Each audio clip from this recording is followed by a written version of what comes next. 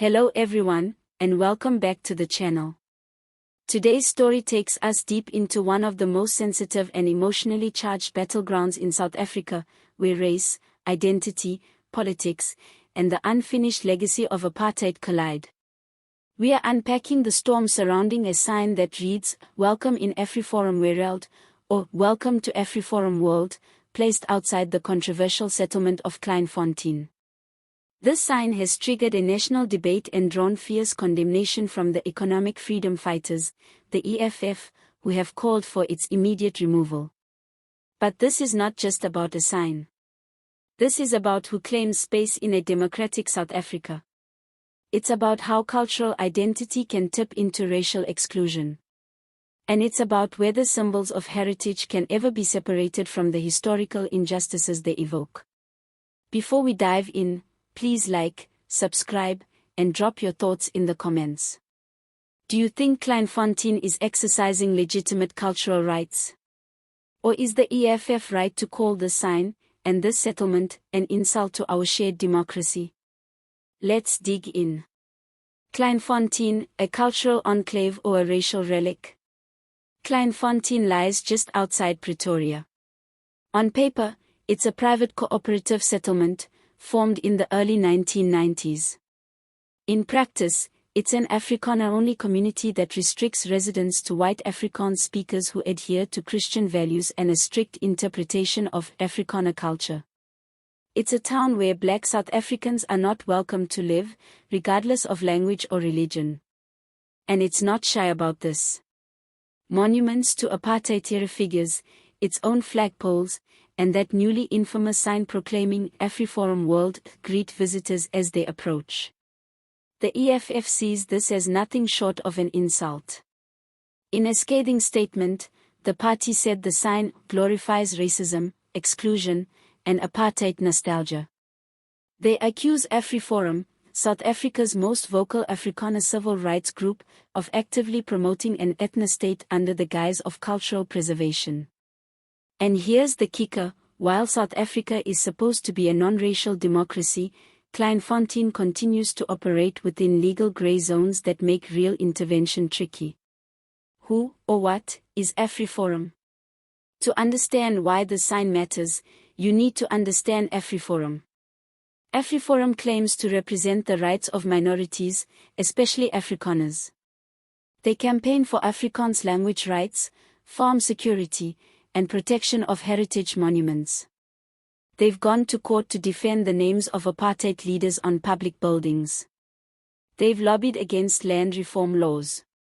And they often accuse the government of targeting white South Africans unfairly. Officially, AfriForum says they reject apartheid and believe in human rights for all. But their critics, ranging from the ANC to grassroots activists, argue they're less about minority rights and more about defending white privilege under a different name. And that's what makes the AfriForum-wêreld sign such a flashpoint. Because it's not just a sign, it's a declaration. A statement that says, "This is our world, not yours." Exclusion in the name of culture. Let's pause here and reflect. In a country still reeling from the brutal spatial and social engineering of apartheid, what does it mean when a town says, "You can't live here unless you are like us"? To defenders of Kleinfontein, this is about cultural survival. They argue that Afrikaners are a small community with a unique heritage. They say they have the right to preserve their language, their values, and their way of life. If others can celebrate their heritage, they ask, why can't we? But the EFF and others argue that Afrikaner heritage is not neutral. It is intertwined with a violent system of colonization, dispossession, and apartheid. So when Afrikaners build towns that exclude black people, they're not preserving culture, they're reviving segregation. It's an uncomfortable truth. Cultural identity in South Africa cannot be separated from the legacies of race, land, and power. The legal grey area. Now here's where things get tricky. Kleinfontein is registered as a private cooperative. Legally, residents can decide who joins the community. They argue that this is no different from a church group or an eco-village deciding who fits their values. But morally, that's another matter. South Africa's constitution enshrines non-racialism as a founding value. And yet, this whites-only enclave has persisted for over 30 years, operating quietly under the radar, protected by property rights and legal technicalities. The government has mostly stayed silent. And perhaps that silence is part of the problem. Because by saying nothing, it allows communities like Kleinfontein to thrive, under the illusion that racial exclusion can be justified as cultural freedom. EFF's response, reckless or righteous? The EFF isn't staying quiet. Julius Malema has made it clear, if the government won't remove the sign, the people must. That kind of rhetoric is dangerous. It raises the risk of confrontation.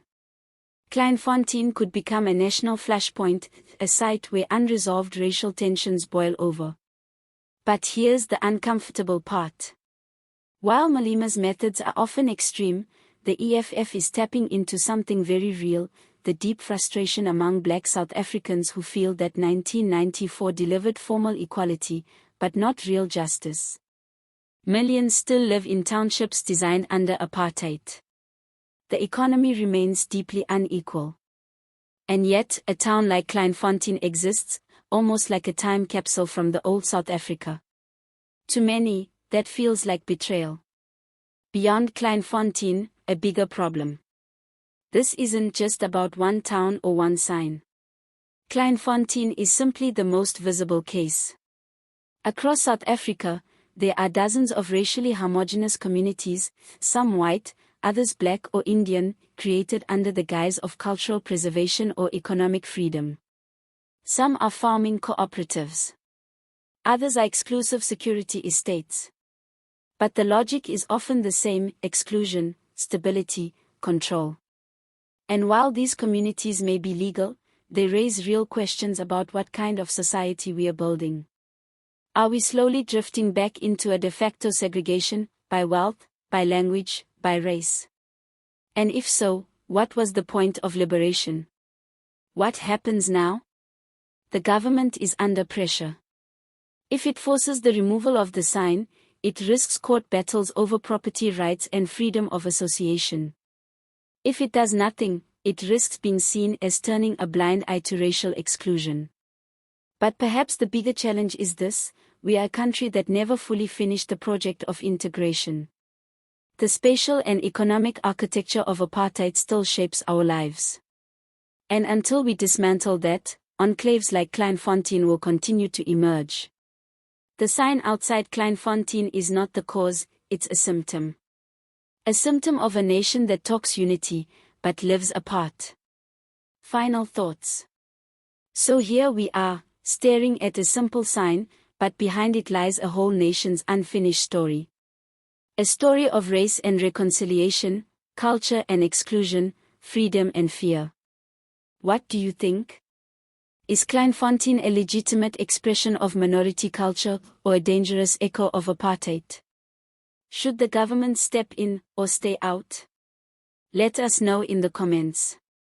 And if you found this deep dive valuable, don't forget to like the video, subscribe to the channel, and hit that bell icon so you never miss a future upload.